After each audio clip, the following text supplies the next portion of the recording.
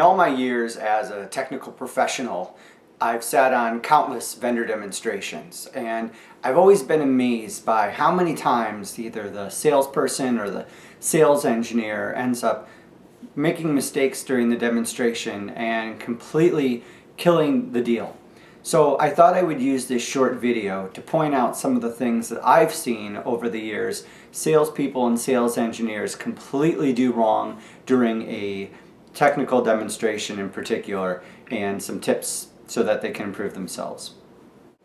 The first thing that the salesperson needs to do is to make sure that they understand exactly what the customer is looking for.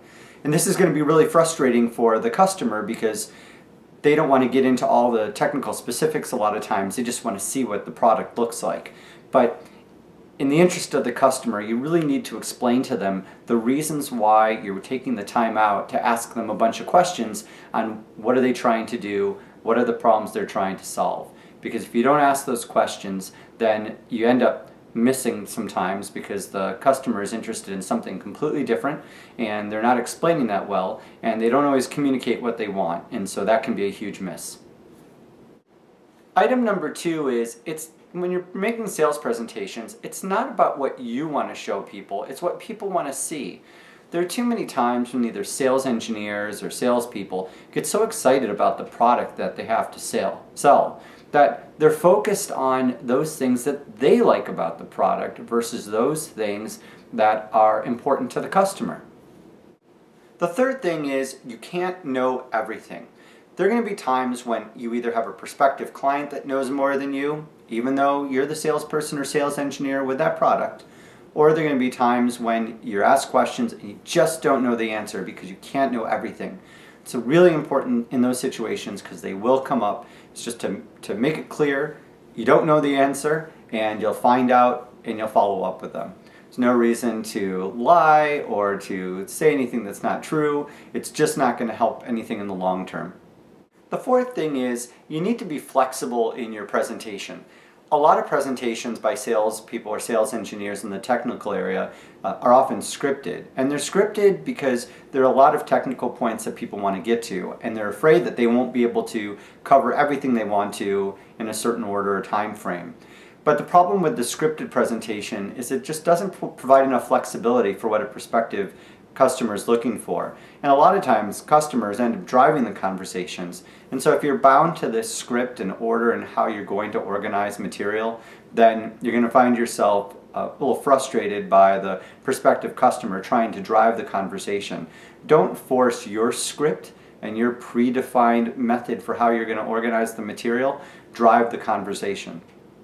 Now, another point that I want to mention is that while I talk about how you need to be flexible, it is important that you have some type of structure to the material that you're going to present. So while you need to be flexible and not have a hard-coded script, you do need to think about how you're going to layer concepts on top of one another. There are too many times I've sat in presentations where you'll have someone who talks about some technical feature that I don't understand because the foundation wasn't laid out for me to understand what the premise of that particular technical detail even was. So it's important that when you're putting together your presentation that you're thinking about how you're going to layer that material together and build one piece of information upon the other and just start out with the right foundation so everyone's on the same page of how that technology works. And finally, when you have a demonstration environment, some type of test environment that you're going to use, a demo environment, that environment when you're with a prospective customer has to work. There are too many times I've sat in presentations where the demo environment's not configured correctly, has errors, is too slow, and you have to know that when you're getting in front of the customer that all of those things are in place. You can't go in with an environment that's not completely configured or not configured the right way for the type of presentation that you want to give. It's just not acceptable, and it's very frustrating to prospective customers. And when they're sitting through demos and things aren't configured the correct way, it's really painful.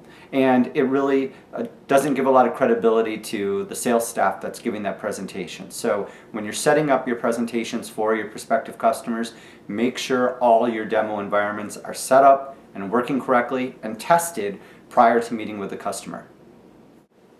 So those are my tips on how to help sales staff with thinking through how to give presentations, especially technical presentations to prospective clients.